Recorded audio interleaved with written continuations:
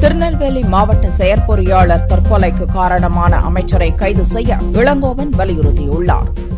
தமிழக காங்கிரஸ் மாவட்ட செயலாளர்கள் கூட்டம் சத்தியமூர்த்தி பவனில் செவ்வாயன்று நடந்தது.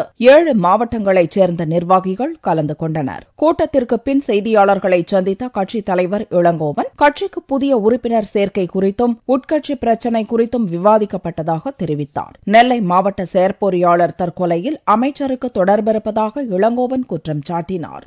முத்துக்குமாரசாமி அவர்கள் தன்னுடைய துறையிலே இருக்கின்ற 3 ஓட்டுநர் பதவிக்கான காலியிடங்களை நிரப்புவதற்கு வேலைவாய்ப்பு அலுவலகத்தில் பட்டியலை வாங்கி அதிலே யார் தகுதி பெற்றவர்களோ அவர்களை நியமித்திருக்கின்றார்.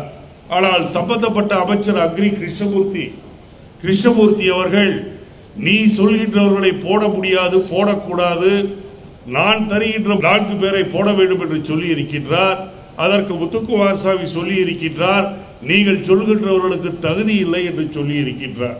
அதற்கு அமைச்சர் தகுதி இல்லை என்று சொன்னாலும் அவர்கள் எனக்கு பணம் கொடுத்திருக்கின்றார்கள், நான் அவர்களிடம் பணம் வாங்கிவிட்டேன், ஆகவே அவர்களைத்தான் போட வேண்டும். இல்லை என்று சொன்னால் நீ போட்டு இருக்கின்ற தகுதியின் அடிப்படையில் போட்டு இருக்கின்ற அந்த 4 நடத்துனர்களிடமிருந்து 12 லட்சம் ரூபாய் வாங்கி கொடுத்தால் போடலாம், இல்லை என்றால் நீ போடக்கூடாது என்று சொல்லி இருக்கின்றார். இதனால் மனமுடைந்து போல அந்த அதிகாரி தன்னுடைய ப்ராவிடன்ட் ஃபண்டிலே இருந்து 5 லட்சம் ரூபாயை எடுத்து கொடுத்து விட வேண்டும் என்ற முனைப்போடு இருக்கும்போது அந்த தொகை போதவில்லை என்று சொன்ன நிலையில் அவருடைய மனைவியினுடைய நகையை கூட வாங்கி அடகு வைக்க தயாராக இருந்த நிலையில் அந்த அமைச்சர் மீண்டும் மீண்டும் அவரை தொலைபேசியில் மிரட்டி இருக்கின்ற காரணத்தால் மனம் உடைந்து போய் அவர் நேராக ஓடுகின்ற ரயிலில் முன்னால் படுத்து தன் உயிரை போக்கிக் கொண்டிருக்கின்றார் என்ற செய்தி இன்றைக்கு திருநெல்வேலி, கன்னியாகுமரி, தூத்துக்குடி மாவட்டங்களில் மக்களிடையே மிகப்பெரிய பரபரப்பை ஏற்று இருக்கின்றது.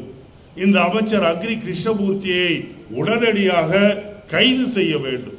தமிழக சட்டசபையில் எதிர்க்கட்சியினரை பேசவிடக்கூடாது என்று திட்டமிட்டு செயல்படுவதாக இளங்கோவன் தெரிவித்தார்.